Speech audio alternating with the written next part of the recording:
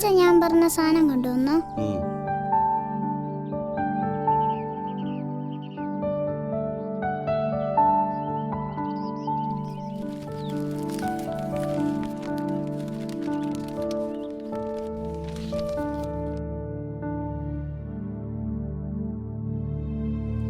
തന്നെ ഇന്ന് രണ്ടിലൊന്നും എനിക്ക് അറിയണം. ഞാൻ നിങ്ങളുടെ ആരാ അതൊന്നും അറിഞ്ഞാ കൊള്ളാം. മടുത്തു ഈ ജീവിതം. നിങ്ങക്ക് വേണ്ടുന്ന ഒരു ഭാര്യയല്ല, ഒരു വേലക്കാരി. നിങ്ങളെ മോടേം കാര്യങ്ങൾ നോക്കുന്ന വെറും ഒരു വേലക്കാരി, അല്ലെങ്കിൽ അതിലും താഴെ.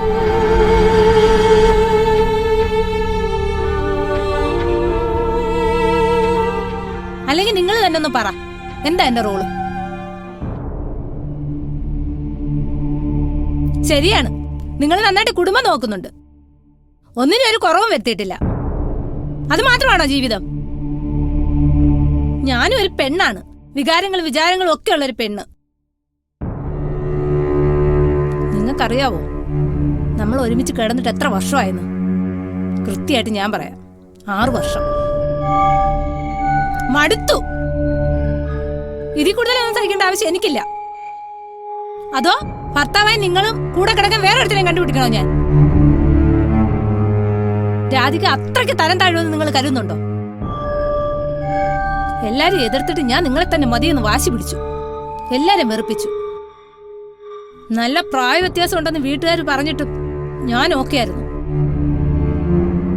ഇപ്പൊ തോന്നുന്ന അതാണ് ഞാൻ ജീവിതത്തിൽ ചെയ്ത ഏറ്റവും വലിയ തെറ്റെന്ന്. നിങ്ങളൊരു ഷണ്ണനാണ്. അല്ല, ആയിരുന്നെങ്കിൽ ഞാനൊരു അമ്മയാവില്ലായിരുന്നു. പറ, എന്താ ഒന്നും മിണ്ടാത്ത? നിങ്ങക്ക് വേറെ അഫെയർ ഉണ്ടല്ലേ? അല്ലേ? അതല്ലേ സത്യം? അതുകൊണ്ടല്ലേ നിങ്ങക്ക് എന്നോടൊരു താല്പര്യം ഇല്ലാത്തത്? എന്താ നിങ്ങളുടെ നാവിറങ്ങിപ്പോയോ? നോക്ക് നോക്ക്, ശരിക്കും നോക്ക്. അവൾ എന്നെക്കാ സുന്ദരിയാണോ? എന്നൊക്കെ എന്ത് കോപ്പ അവക്ക് കൂടുതലുള്ളത്? നിങ്ങൾക്കൊന്നും പറയാനില്ലേ? എന്താ അതിനർത്ഥം? ഞാൻ പറഞ്ഞാണ് ശരി അല്ലേ? ഇത്രയൊക്കെ ആയ സ്ഥിതിക്ക് ഞാൻ എന്റെ തീരുമാനം പറയാം. എനിക്ക് ബന്ധം തുടരാൻ താല്പര്യമില്ല. എനിക്ക് ഡിവോഴ്സ് വേണം.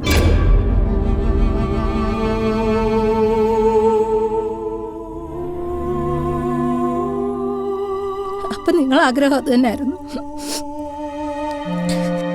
ഞാൻ മാറിത്തരാം. ഇനി ഒരിക്കലും നിങ്ങളുടെ ജീവിതത്തിൽ ഞാനൊരു തടസ്സമാവില്ല. പക്ഷെ എന്റെ മോളെ ഞാൻ കൊണ്ടുപോകും. ഇല്ലെങ്കിൽ നാളെ അവള് നിങ്ങൾക്കൊരു ബാധ്യതയാവും. ഞാൻ ഇത്രയൊക്കെ പറഞ്ഞിട്ടും നിങ്ങൾക്കൊന്നും പറയാനില്ല അല്ലേ?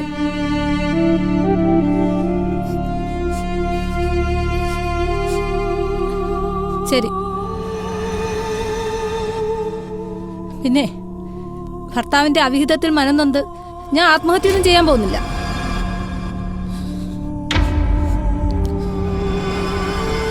ഒരിക്കൽ പോലും എന്നെ എന്റെ മോളെ തിരക്കി വന്നേക്കരുത്. എന്റെ മോളെ പൊന്നുപോലെ നോക്കാനുള്ള വിവരവും വിദ്യാഭ്യാസവും എനിക്കുണ്ട്.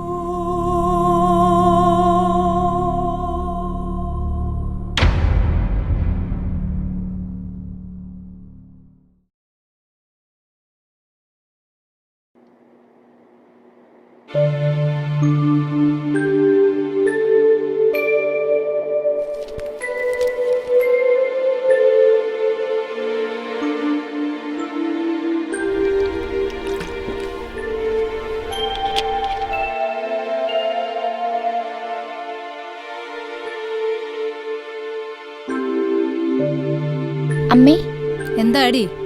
ഞാൻ ഒരു കാര്യം പറയട്ടെ. പറ. അച്ഛൻ ഇപ്പൊ നമ്മളെ വിട്ടു പോയിട്ട് എത്ര നാളായി കാണും? ഞാൻ കണക്കൊന്നും നോക്കിയിട്ടില്ല. നിനക്ക് വേറൊന്നും പറയാനില്ലേ? അല്ല, ഇത്രയും നാളും ഇല്ലാത്തൊരു സംസാരം എന്താ ഇപ്പം? ഓ, ഞാൻ വെറുതെ ഓർക്കായിരുന്നു. വേണ്ട, ആ ടോപ്പിക്കിന് നമുക്കിടെ വേണ്ട. അർത്ഥം മാറ്റിയതൊക്കെ അങ്ങനെ തന്നെ ഇരിക്കട്ടെ. സോറി അമ്മേ, ഞാൻ ഇന്നലെ ഒരു മൂവി കണ്ടായിരുന്നു. പെട്ടെന്ന് എനിക്ക് അച്ഛനെ കാണാൻ തോന്നി. അച്ഛനിപ്പോ നല്ല പ്രായമായിട്ടുണ്ടാവുമല്ലേ, മുടിയൊക്കെ നരച്ച്. വേറെ കല്യാണം കഴിച്ചിട്ടുണ്ടാവുമല്ലേ? എന്നാലും അച്ഛനൊന്ന് കാണാൻ കഴിഞ്ഞിരുന്നെങ്കിൽ.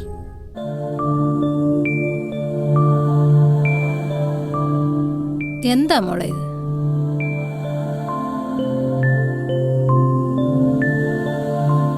ഒരു പക്ഷേ അച്ഛൻ ജീവിച്ചിരിപ്പുണ്ടോന്ന് കൂടി അറിയില്ല. ജീവിതത്തിൽ ഒന്നുകൂടെ ആ മനുഷ്യനെ കാണാൻ ഒരാഗ്രഹം. നിന്നെ കുറ്റം പറയാൻ പറ്റത്തില്ല മോളെ. അയാൾക്ക് നിന്നെ ജീവനായിരുന്നു. നിനക്ക് അയാളെ എൻ്റെ സ്വാർത്ഥതയ്ക്ക് വേണ്ടി നിന്നെ ഞാൻ അയാളിൽ നിന്ന് പറിച്ചെടുത്തുകൊണ്ട് വരികയായിരുന്നു. അന്നേ ഞാൻ ഉറപ്പിച്ചതാണ് ഇനിയൊരു തിരിച്ചുപോക്കില്ല എന്ന്. ഞാൻ അച്ഛനെ കണ്ട തിരിച്ചു വരില്ലെന്ന് എൻ്റെ അമ്മയ്ക്ക് പേടിയാ? അങ്ങനൊരു പേടി എന്തായാലും നിന്റെ അമ്മയ്ക്കില്ല. എന്നാലും ഇനി ഒരിക്കലും തിരിച്ചു പോയില്ല എന്ന് പറഞ്ഞിട്ട് വീണ്ടും. അമ്മേ, ജസ്റ്റ് ഒന്ന് കണ്ടാ മതി പ്ലീസ്. നമുക്ക് പോകാം, പപ്പയും കൂട്ടാം. ആദ്യം നീ പപ്പയോട് സംസാരിക്കേ. പപ്പ സമ്മതിക്കുകയാണെങ്കിൽ പോവാം. നോക്കറിയ, ഇത് നിനക്ക് വേണ്ടി മാത്രമാണ്. എന്നെ വേണ്ടാത്ത ആ മനുഷ്യനെ വേറൊരു പെണ്ണിന്റെ കൂടെ ജീവിക്കുന്നത് കാണാൻ ഒരിക്കലും പോവില്ലെന്ന് വിചാരിച്ചതാണ് ഞാൻ. താങ്ക്സ് അമ്മ. പപ്പയെ കൊണ്ട് ഞാൻ സമ്മതിപ്പിക്കാം.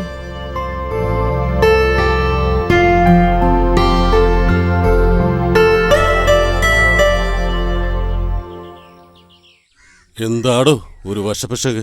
ഒന്നുമില്ല പപ്പേ. ആ, ഒന്നുമില്ലെങ്കിൽ ഓക്കെ. അയ്യോ അങ്ങനല്ല, എനിക്കൊരു കാര്യം പറയാനുണ്ട്. ആ, എന്നോടമ്മ പറഞ്ഞിരുന്നു, എനിക്കറിയാം. എന്താ ഇപ്പൊ അങ്ങനെ ഒരു ആഗ്രഹം? അറിയില്ല പപ്പേ, ജസ്റ്റ് ഒന്ന് കണ്ടാ മതി. കാണണോന്ന് വെച്ചാ പോയി കാണുക. ശരിക്കും പപ്പയും കൂടെ വരണം അപ്പോ. ഓ, അത് നടക്കുമെന്ന് തോന്നില്ല മോളെ. കമ്പനിയിലാണെങ്കിൽ ഓഡിറ്റിംഗ് ഒക്കെ നടക്കുക. നിങ്ങൾ രണ്ടുപേരുടെ പോയിട്ടോ. പപ്പയില്ലാതെ എങ്ങനാ? ഞാൻ അവളോടെല്ലാം പറഞ്ഞിട്ടുണ്ട്. നിങ്ങൾ പോയി അവരെ കണ്ടിട്ട് പെട്ടെന്ന് ഇങ്ങ് വരണം.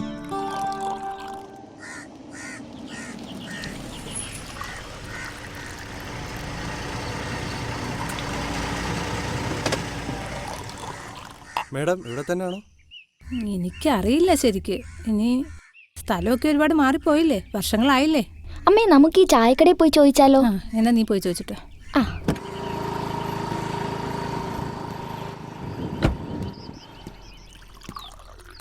ചേട്ടാ, ആ, ഈ ഉദയകുമാറിന്റെ വീട് എവിടെയാ? ഉദയകുമാറോ? അങ്ങനെ ആരും ഇല്ലല്ലോ ഇവിടെ. ഇല്ല മോളെ, അങ്ങനെ ആരും ഇല്ല ഇവിടെ. നിങ്ങളെ ഞാൻ എവിടെയോ കണ്ടിട്ടുണ്ടല്ലോ. ആ, ഞാൻ കുറച്ചുനാൾ മുമ്പ് ഇവിടെ താമസം ഉണ്ടായിരുന്നു. ഇവിടെയോ? ഇവിടെ എവിടെ? ആ, ഞാന് ആ പെരിയടത്ത ഉദയകുമാറിന്റെ ഭാര്യയായിരുന്നു. അങ്ങനെ പറ. ആളെ പിടികിട്ടിയോ? നമ്മുടെ പെരിയടത്തെ ഉദയകുമാറിന്റെ ഭാര്യ. ഏത് ഉദയകുമാറിന്റെ? നമ്മുടെ നളിനിയുടെ. ഓ, അങ്ങനെ പറ.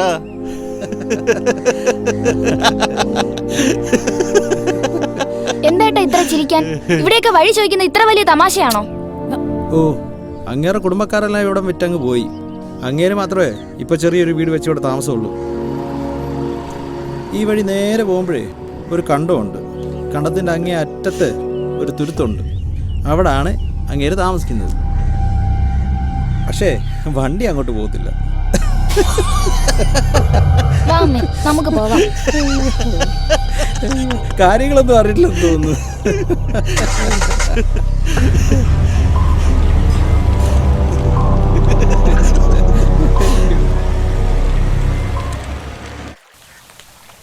അമ്മേ, ഇതാണോ അച്ഛന്റെ വീട്? ആ നളിനിയുടെ വീടായിരിക്കും. അതാരേ ഈ നളിനി? നിന്റെ അച്ഛൻ്റെ കെട്ടികളായിരിക്കും. വീട് ഇത് തന്നെ ആയിരിക്കുമല്ലേ?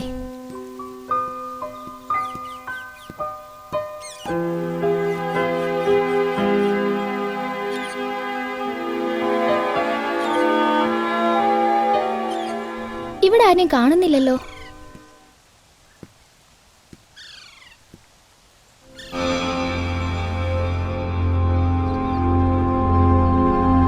ആന്റി,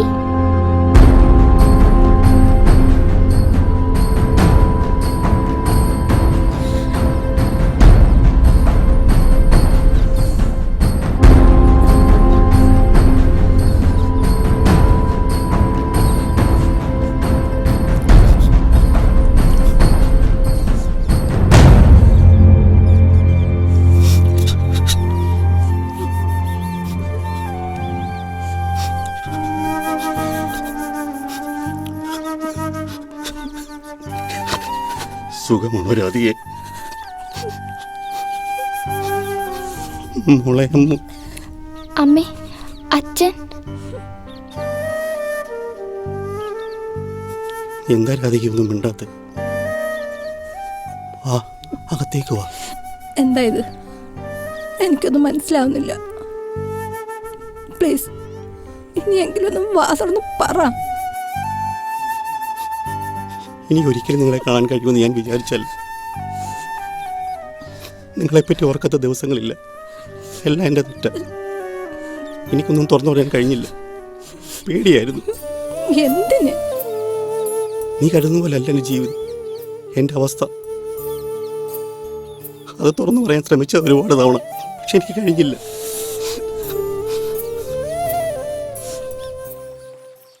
എന്തിനും നിങ്ങൾ ടെൻഷൻ അടിക്കുന്നേ?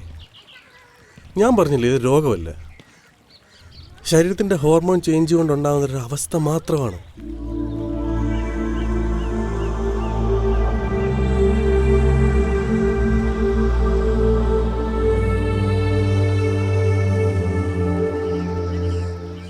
ഡോക്ടർ, ഞാനൊരു ഡിപ്രഷൻ സ്റ്റേജിലേക്ക് പോവാണോ?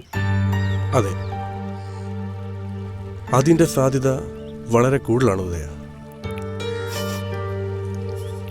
ഞാനിനി എന്താ ചെയ്യും? താൻ എന്നെ ആദ്യമായി കാണാൻ വന്നപ്പോൾ തന്നെ ഞാൻ പറഞ്ഞില്ലേ, ഇതൊരു രോഗമല്ല.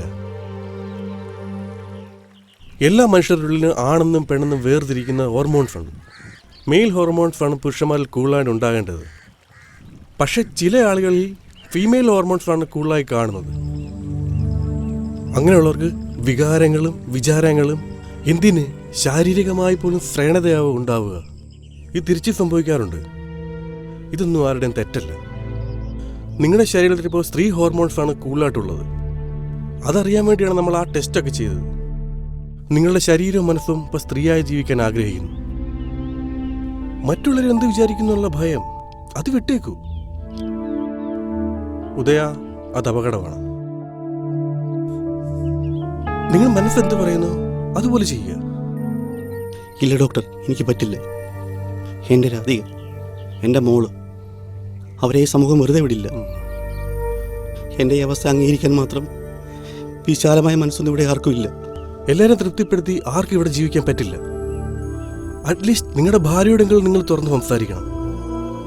അപ്പം തന്നെ മനസ്സ് കുറച്ച് ശാന്തമാവും. നിങ്ങൾ പറഞ്ഞതനുസരിച്ച് അവർ എഡ്യൂക്കേറ്റഡ് ആണ്, ബോൾഡാണ്. നിങ്ങളുടെ പ്രശ്നങ്ങൾ വിശാല മനസ്സോടെ കേൾക്കാനും സഹായിക്കാനും അവർക്ക് സാധിക്കും. സോ അത് തന്നെയാണ് നിങ്ങൾക്കുള്ള പ്രൈമറി ട്രീറ്റ്മെൻറ്റ്. എനിക്ക് ആ നിമിഷം ആലോചിക്കാൻ പോലും പറ്റില്ല. അവളത് സഹിക്കില്ല. വേണ്ട ഡോക്ടർ, എൻ്റെ മനസ്സ് പറഞ്ഞുകൊണ്ട് എനിക്ക് ജീവിക്കണമെങ്കിൽ അവരെന്നെ വിട്ടിട്ട് പോകണം. ഞാനായിട്ട് ഒരിക്കലും അവരെ ഉപേക്ഷിക്കില്ല. എനിക്കതിന് കഴിയില്ല.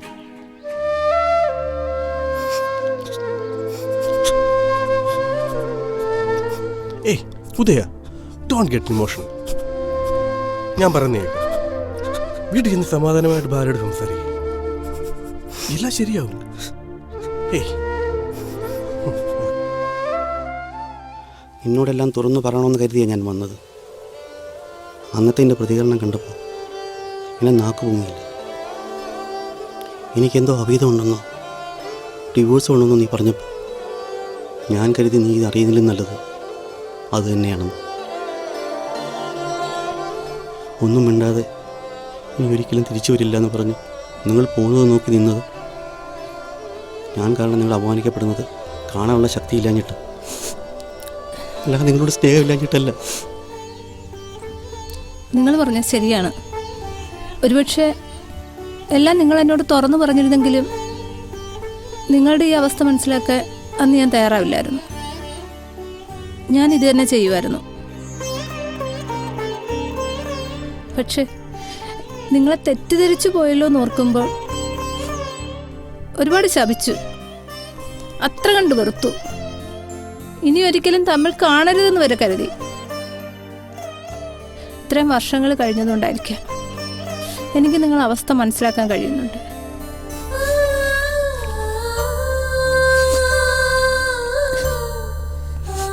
മോളെ. അച്ഛാ. ഇല്ല മോളെ, എനിക്കിനി ഒരിക്കലും നിൻ്റെ അച്ഛനാകാൻ കഴിയില്ല. എല്ലാ അർത്ഥത്തിലും ഞാനൊരു പെണ്ണായി മാറിക്കഴിഞ്ഞു. എന്നെ നീയും വെറുത്തിരുന്നു. ഇല്ല, ഒരിക്കലും ഞാൻ എൻ്റെ അച്ഛനെ വെറുക്കില്ല. അച്ഛൻ്റെ ഈ അവസ്ഥ മറ്റാരേക്കാളും നന്നായി എനിക്ക് മനസ്സിലാവും. ആരാ അച്ഛ ഈ നളിനി? അത് നിനക്കെങ്ങനെ അറിയാം? അത് കവലയിലെ അച്ഛനെ കളിയാക്കി വിളിക്കുന്ന. അച്ഛ, എന്റെ കൂടെ ഒന്ന് വരാവോ? എങ്ങോട്ടാ മോളെ? ദൂരെ എങ്ങല്ല, ഈ പറഞ്ഞ കവല വരെയാ. എനിക്ക് അവിടെ ഒരാളെ കാണാനാ. കവലയിലേക്കോ? നിനക്കവിടെ ആരെ കാണാനാ? പ്ലീസ്, ഞാൻ ഇതുവരെ അച്ഛനോട് ഒന്നും ആവശ്യപ്പെട്ടിട്ടില്ലല്ലോ. ഒന്ന് വാ, വേഗം തിരിച്ചു വരാം. എറിയ, എന്തൊക്കെയാ നീ പറയുന്നേ? എന്തിനാ ഇവിടെ പോന്നേ? പ്ലീസ് അമ്മ, വാ അച്ഛാ, വാ.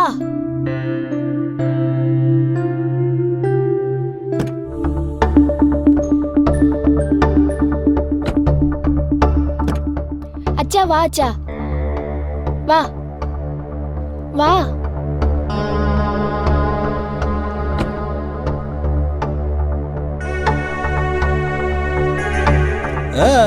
എന്താ?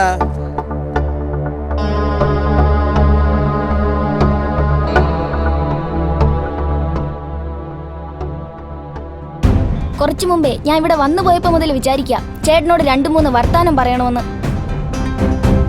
ഇത് ഉദയകുമാർ, എന്റെ അച്ഛൻ. അത് തുറന്നു പറയുന്നതിലെ എനിക്ക് യാതൊരുവിധ ആക്ഷേപവുമില്ല. അച്ഛന്റെ ഈ അവസ്ഥ മറ്റാരേക്കാളും നന്നായി എനിക്ക് മനസ്സിലാവും. പക്ഷെ ചില ആളുകളിൽ ഫീമെയിൽ ഹോർമോൺസ് ആണ് കൂടുതലായി കാണുന്നത്. ഇത് തിരിച്ച് സംഭവിക്കാറുണ്ട്.